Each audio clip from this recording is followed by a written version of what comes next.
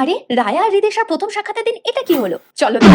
তো একটি বিশেষ দিনের উদ্দেশ্যে আমরা সেদিনকে বেরিয়ে পড়েছিলাম দুপুর নাগাদ। হ্যাঁ, রায়ার বার্থডে তো ছিলই, কিন্তু তার সাথে আমার জন্যও একটা বড়দিন ছিল সেদিন। কিন্তু ইনি পাশে থাকলে আজকাল একা ভিডিও বা সেলফি নেওয়া নেক্সট টু ইম্পসিবল হয়ে দাঁড়ায়। যাই হোক, বিকেল আমরা পৌঁছে গেলাম আমাদের প্রথম ডেস্টিনেশন, আর সেটা হলো ক্যানন ইমেজ স্কয়ারে। হ্যাঁ, ঠিকই ধরেছো, ক্যামেরা কিনতে। কিন্তু ভালো ক্যামেরা তো অলরেডি একটা ছিলই, তাহলে আবার কেন? অ্যাকচুয়ালি আমার পুরোনো ক্যামেরাটাতে হচ্ছিল কিছু টেকনিক্যাল প্রবলেম। তাই ভাবলাম এক্সচেঞ্জ করেই নিই। নিজের উপার্জনে কিছু করতে পারার চড়া হাসিটা দেখো আলাদাই, তাই না? তো তারপরে আমরা মেইন ডেস্টিনেশন, আর সেটা হলো রায়ুর জন্মদিনে তাড়াতাড়ি পৌঁছে দেখলাম ডেকোরেশন তখনও চলছে। আর দেখো, রায়ুকে যেরকম মিষ্টি লালপরি লাগছে দেখতে, আর সেরকমই না আছে কোনো ক্লান্তি, না কোনো বিরক্তি। ফটোশুট করছে দেখো। তাড়াতাড়ি ফিরতে হবে বলে আমরা খেতেও বসে গিয়েছিলাম সকলের আগে, আর খাবারটা ছিল অসাধারণ।